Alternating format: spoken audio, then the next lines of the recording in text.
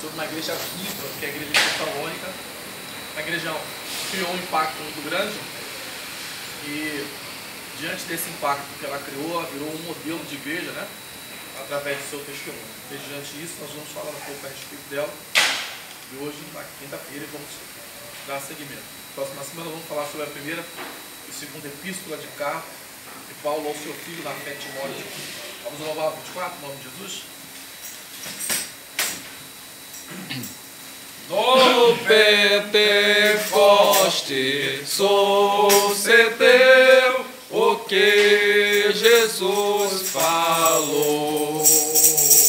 Pois de repente lá do céu um vento assoprou e veio a casa toda encher os corações com Deus e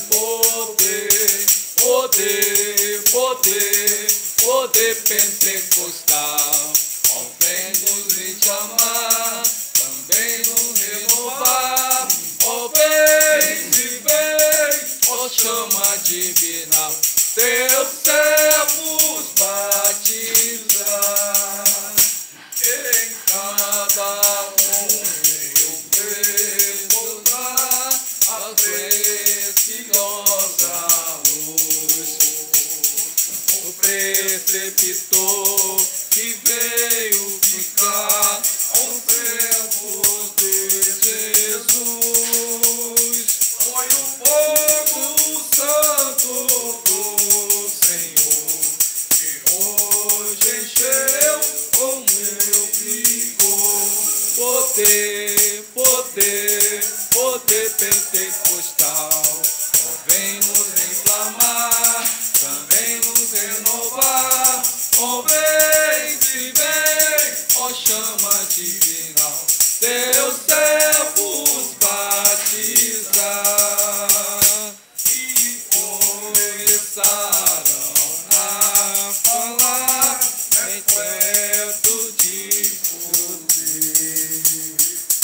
Em outra língua vai se exaltar, ó, que mandou trazer os ricos do seu amor e o poder consolador. Poder pentecostal. Ó, vem nos inflamar, também nos renovar. Ó, vem, ó, chama divina, teus servos batizar.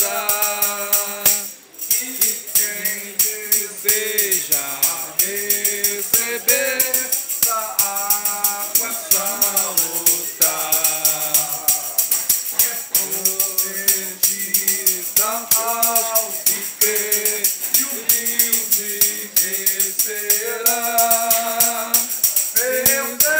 Perseverando em oração, terás poder, teu coração. Poder pentecostal. Ó, vem nos inflamar, também nos renovar. Ó, vem, ó, chama divina, teus servos batizar. Graças a Deus. Aleluia. Bendito seja o nome do Senhor, né? Glória a Deus. Grandes coisas tem feito no meio de nós. Como diz o Salmo 126, verso 3, este é o motivo da nossa alegria. Amados, nesse dia, essa noite, nesta manhã, já de quarta-feira, nós vamos fazer o estudo bíblico das duas cartas do apóstolo Paulo à igreja que estava em Tessalônica, a igreja dos Tessalonicenses. Alguns dos irmãos tiveram a oportunidade de fazer a leitura ontem, a leitura hoje desse texto. A primeira carta tem 5 capítulos e a segunda carta tem 3 capítulos. Ambas falam a respeito das mesmas coisas, com diferença a segunda carta no capítulo 2, que vai fazer a primeira colocação a respeito do anticristo, aquele que que justamente que João também fala a respeito desse. Eu quero convidar você, em primeiro momento, a abrirmos no texto de Atos dos Apóstolos, no capítulo de número 17 da palavra de Deus. Porque a igreja, Paulo vai fundar esta igreja. O próprio Paulo vai fundar essa igreja. Paulo fundou a igreja de Filipos. Paulo foi escorraçado de Filipos. Paulo vai para uma outra igreja, vai caminhar nessa igreja. Depois Paulo vai fundar a igreja de Tessalônica, a igreja de Bereia. Paulo vai pregar no Areópago em Atenas e depois vai para Corinto. Quando Paulo está em Corinto, trabalhando, diz ele, trabalhando dia e noite para não ser pesado aos seus irmãos, ele está com um casal, ele está com Áquila e Priscila, e ele é fazedor de tendas, que é um ofício que ele aprendeu com o seu pai, e seu pai aprendeu com o seu avô. Lá em Corinto, ele recebe a informação que a igreja de Tessalônica está passando por alguns momentos difíceis, de perseguição, de tribulação. Existem pessoas que estão esperando a volta de Jesus, estão confusas, e essas pessoas estão sem trabalhar. Então Paulo vai dar uma orientação pastoral a essas pessoas, uma orientação pastoral aos seus líderes. Por isso é da igreja de Corinto que Paulo vai escrever a carta a Tessalônica. Então vamos fazer a leitura. Atos capítulo 17, a partir do versículo 1, o texto diz assim: e passando por Antípolis e Apolônia, chegaram a Tessalônica, onde havia uma sinagoga de judeus. E Paulo, como tinha por costume, foi ter com eles, e por 3 sábados disputou com eles sobre as Escrituras, expondo, demonstrando que convinha que o Cristo padecesse, ressuscitasse dos mortos. E este Jesus, que vos anuncio, dizia ele, é o Cristo. E alguns deles creram e ajuntaram-se com Paulo e Silas, e também uma grande multidão de gregos religiosos, e não poucas mulheres principais. Mas os judeus desobedientes, movidos de inveja, tomaram consigo alguns homens perversos dentre os vadios, e ajuntando-se ao povo, alvoroçavam a cidade, e assaltando a casa de Jason, procuravam tirá-los para junto do povo. E não os achando, trouxeram a Jason alguns irmãos à presença dos magistrados da cidade, e chamando estes que têm alvoroçado o mundo, chegaram também aqui. Então nós podemos imaginar que Paulo agora entra em Tessalônica, e Paulo vai fazer uma coisa. Quem tem a unção de Deus faz coisas extraordinárias. Às vezes faz muita coisa de Deus em pouco tempo. Paulo, apenas 3 sábados, só no sábado Paulo vai na sinagoga, num momento sabático, e começa a pregar, começa a discutir a respeito da palavra de Deus. Só que é apenas em 3 sábados, irmão José, ele consegue ganhar muitos para Cristo. 3 sábados.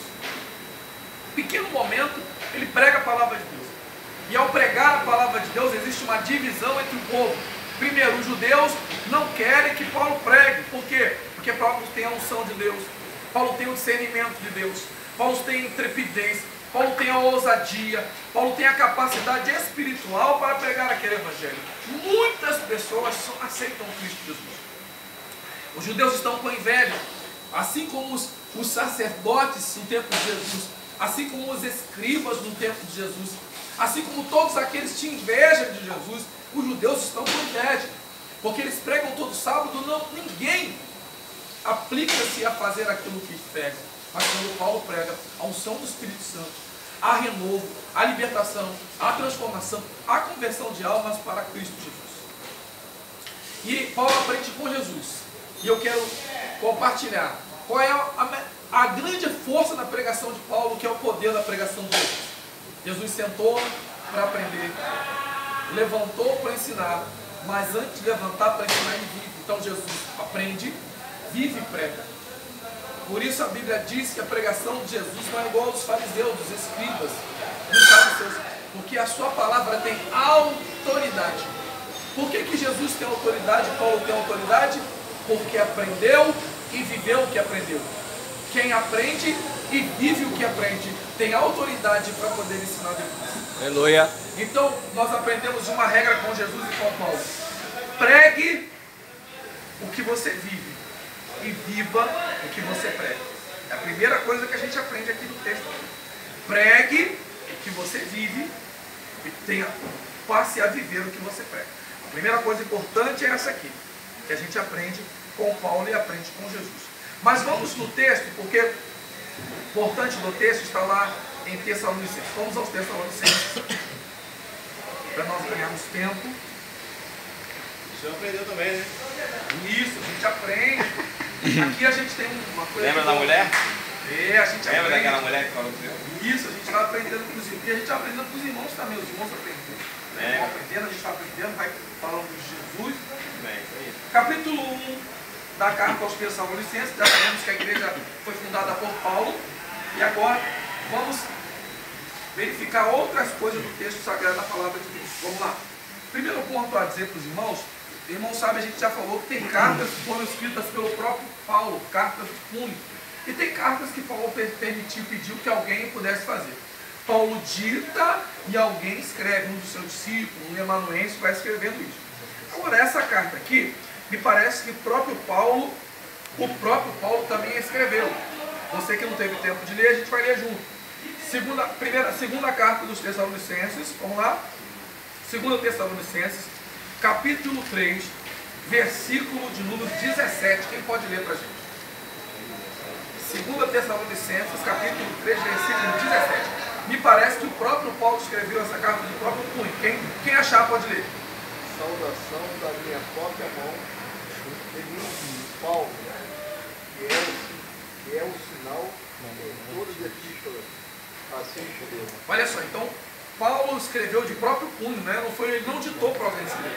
Eu disse que a carta aos Romanos, Paulo não escreve de próprio punho. Ele dita e um servo de Deus escreve. Qual o nome do servo de Deus que escreve a carta de Romanos? A carta é de Paulo, ele dita, mas outro servo de Deus escreve. Qual o nome do servo de Deus que escreve a carta de Romanos? Qual o nome do servo de Deus? Vocês lembram? Tem um servo de Deus lá que Paulo vai ditando e ele vai escrevendo. Qual o nome dele lá? Lembra disso aí? É Tércio. Tércio. Tércio é quem está lá em Romanos capítulo 16, versículo 23. É Tércio que escreve. Isso é muito importante. Por exemplo, a carta dos Gálatas. É Paulo que escreve ou alguém que Paulo pede para escrever? A carta de Gálatas. Os irmãos lembram? Ele pede alguém para escrever ou ele mesmo escreve? O que vocês acham? O que você acha? Ele escreve ou pede alguém para escrever? Pede alguém para escrever? Então confirma para a gente então, Daniel. Está aí. Efésios capítulo 6, versículo 11. Está dizendo que ele pediu para alguém escrever. Vamos ver se ele mesmo escreve ou se ele pediu alguém para escrever, né? A gente, eu sou meus crentes de Bereia, né? A gente fala, você vai no texto para confirmar aquilo que a gente está falando. Isso, 6:11. O que está escrito aí? Revestido de toda a armadura de Deus, para poder explicar. Gálatas capítulo 3, versículo 11. Perdão, Gálatas capítulo 6. Gálatas capítulo 6, versículo 11. Gálatas 6. É evidente que pela lei ninguém será justificado diante de Deus, porque o justo viverá da fé. Gálatas 6:11? Gálatas 3:11. Não, 6:11. Gálatas 6:11. Gálatas 6:11. Vede que grande letra vos escrevi por minha mão. Isso, então Paulo está dizendo, Daniel, que ele mesmo escreveu, né? Está dizendo com grandes letras garrafais, eu escrevi. Então algumas cartas Paulo dita, os irmãos escrevem, outras cartas ele mesmo escreve. As duas cartas Tessalonicenses, só para os irmãos terem ideia, os irmãos talvez não saibam disso, mas sabe, a gente vai trocando, né? Alguns irmãos já sabem, a primeira carta, o primeiro livro escrito do Novo Testamento é essa carta que nós temos hoje. A primeira carta não é Mateus, não é Lucas, não é João, não é Atos. A primeira carta escrita por Paulo no Novo Testamento é essa aqui. Foi a primeira carta que Paulo escreveu e a primeira carta escrita no Novo Testamento. Entre as 27 da primeira, essa aqui. Bom, então vamos lá. Olha o texto aí, Tessalonicenses, capítulo 1. Paulo e Silvano e Timóteo, a igreja dos Tessalonicenses em Deus, o Pai e no Senhor Jesus Cristo, graça e paz tenhais de Deus, nosso Pai e nosso Senhor Jesus Cristo. Então, a primeira coisa que Paulo sempre faz é saudar os irmãos, tá? Primeira coisa nas cartas é saudação. Então, por exemplo, há algumas cartas que Paulo diz assim: saúdo os irmãos, saúdo a igreja, Só que existe outro tipo de saudação que Paulo usa, é a graça e paz. Por exemplo, eu sou uma igreja comunidade, lá não dizemos saudamos a igreja com a paz do Senhor, lá dizemos graça e paz. Graça e paz, irmãos, né? Então, esses são tipos de saudações que são usados no tempo de Paulo, nós podemos usar também. Parecido com o batismo também, tem dois tipos de batismo. Isso. E o outro é quando muita gente fala em nome de Jesus. Em nome de Jesus, isso aí. Esse acho lá, ó, versículo 2.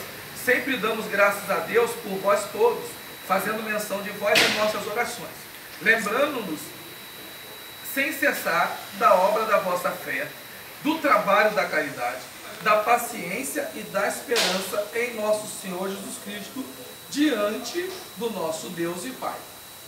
Inicialmente, Paulo vai fazer uma colocação importante para nós. Eu quero apenas que você retome comigo este pensamento. Nós dissemos desde o livro de Filipenses, Daniel, desde o tipo de Filipenses, depois fomos para Colossenses junto, e a gente viu que existem três marcas da igreja madura.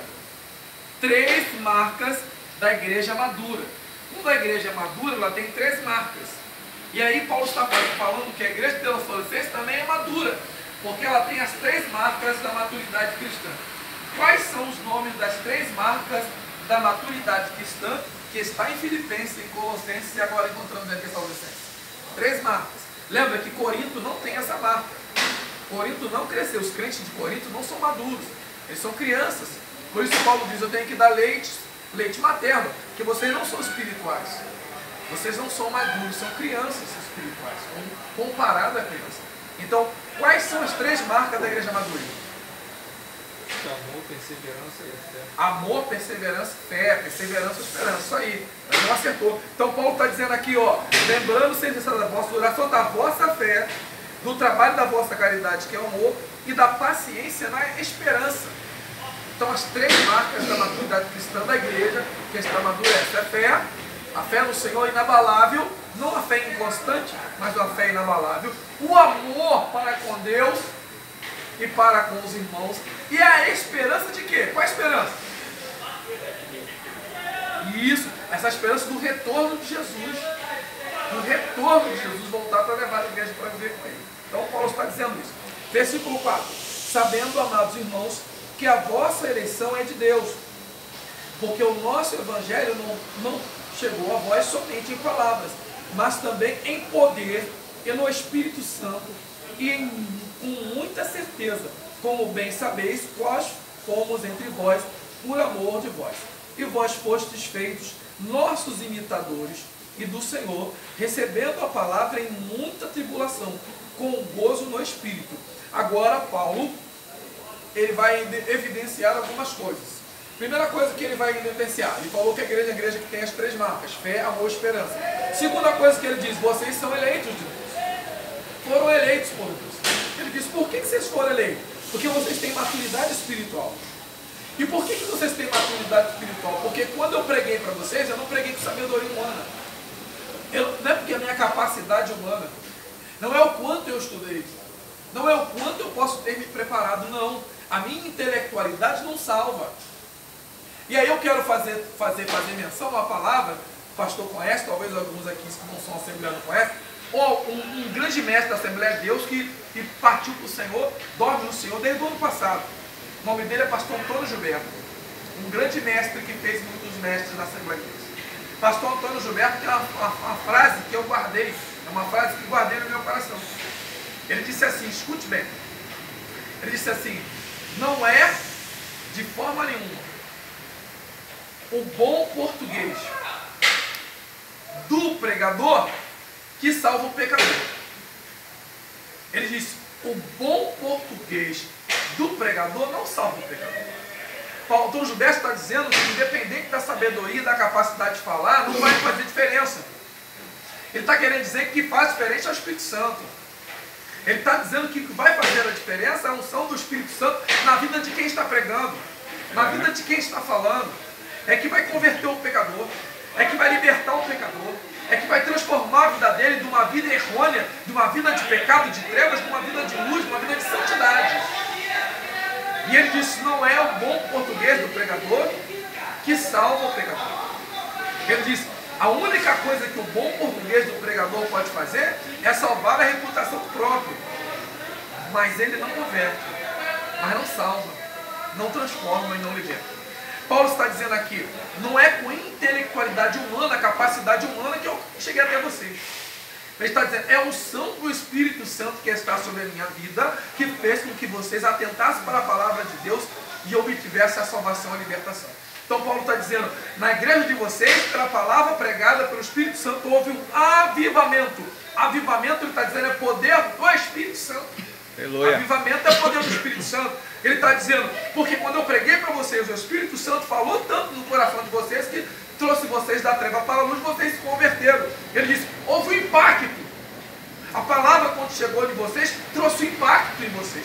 E quando impactou vocês, vocês se sentiram constrangidos com a palavra, e a palavra gerou o resultado da vida de vocês. Por isso que vocês mudaram, por isso que vocês foram transformados, é por isso que vocês foram convertidos. A primeira coisa que Paulo está dizendo é isso. Depois Paulo vai dizer assim, escute bem, no versículo 6 diante ele vai dizer assim, vocês estão crescendo, mas vocês estão crescendo na tribulação. Estão crescendo na tribulação e na perseguição, mas estão vivendo tribulação, vivendo perseguição, mas estão com alegria, gozo, alegria. E aí é um texto muito interessante, de um sábio que diz assim, quanto mais a igreja for fiel, mais essa igreja será perseguida. Quanto mais uma igreja é fiel, mais aquela igreja é perseguida. Eu quero colocar para o crente, quanto mais o crente se chegar a Deus, quanto mais o crente buscar a Deus, quanto mais o crente rejeitar o pecado, rejeitar o erro, transformar a sua vida à vontade de Deus, mais o crente será perseguido nos lugares onde esse crente estiver. É verdade. Porque enquanto você está conformado com as coisas desse mundo, você não desagrada o mundo. Mas quando você está inconformado com o teu ambiente, você quer transformar o seu ambiente. Escute, você só vai conseguir influenciar se você estiver transformado. Se você estiver transformado, você transforma o ambiente que está. Não existe possibilidade nenhuma do ambiente onde nós estivermos ser o mesmo ambiente depois que nós chegarmos lá. Você não pode ser influenciado. Você tem que influenciar. Você não pode ser mudado. Você tem que transformar. Eu gosto de Jesus quando ele fala para os seus discípulos, Mateus capítulo 5, versículo 13 e 14, que ele diz assim, vós sois o sal da terra, e vós sois a luz do mundo. Porque onde há trevas, quando a luz chega, ela dissipa das trevas. Porque onde o sal chega, ele dá sabor. Se vós sois o sal da terra e a luz do mundo, vocês mudam o lugar onde vocês chegam. Isso que ele quer dizer. O sal muda onde ele é jogado, onde ele é lançado. A luz dissipa as trevas. Ou é luz ou é treva. Então o compromisso nosso é, pergunte para o seu irmão, você tem sido sal da terra? Você tem sido sal da terra? Pergunte para o seu irmão, você tem sido luz do mundo? Você tem sido luz do mundo? Então essa é a opinião que Paulo está dizendo aqui para os crentes tessalônicos. Aí no versículo 1, 7, 1, 8, para nós andarmos rápido, ele está dizendo assim, vocês são modelo. 1, 8, porque vós sois só a palavra do Senhor, não somente em Macedônia e Acaia, mas também em todos os lugares.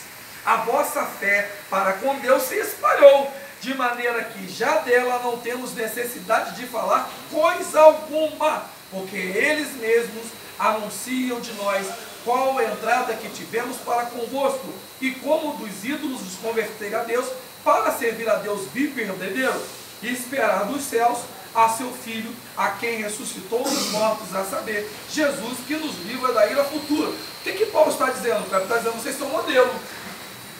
Todas as regiões ao redor conhecem vocês, ouviram falar de vocês, a fama de vocês se espalhou. Vocês são modelos. Vocês não são conhecidos só entre os crentes. Vocês não são só conhecidos na rua da igreja. Vocês não são conhecidos só nos familiares. Vocês não são só conhecidos nos colegas de trabalho. Vocês não são só conhecidos no lugar que vocês passam. Porque gente de muito longe já ouviu falar da fé de vocês. Que coisa linda isso. Quando você tem um parente que mora fora do estado e alguém fala assim, ó, meu primo, meu tio, servo de Deus, é o fulano de tal, já ouvi falar dele já. Que coisa linda quando alguém tem um testemunho nosso, longe. Que coisa linda. Outro dia fui na igreja fazer um trabalho para a obra de Deus, encontrei um rapaz do tempo que eu era fora de Deus. Ele falou, rapaz, você está na igreja? Eu estou na igreja de Deus. Rapaz, eu estava na minha congregação, aí eu vi uma foto sua lá no cartaz falando que você vinha aqui. Aí eu falei para minha esposa, vamos lá, que eu conheci aquele rapaz fora da igreja. Porra, você está uma benção. Pô, que obra, que mudança que Deus fez em você. Que mudança. Isso é muito bom. Glória a Deus. Isso é muito bom você testemunhar. É uma fama que não é um ego, não, mas é uma satisfação de você saber que alguém vai falar para você. Você não é a mesma pessoa. Você é diferente. Você está mudado.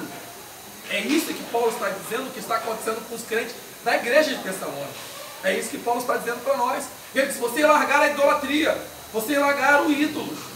Vocês largaram. A gente não tem ídolos mais. Não tem ídolos mais. Agora nós vamos para Deus. Ponto, Paulo. E na frente, queridos. Vamos pular mais um pouco à frente para nós entendermos o que Paulo está dizendo para nós aqui.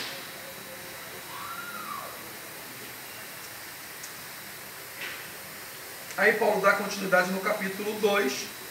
Paulo vai fazer a exortação. Paulo primeiro falou, vocês são a bênção. Vocês dá testemunho, vocês são os modelos para dar às outras igrejas, mas agora Paulo vai chamar um pouquinho a atenção.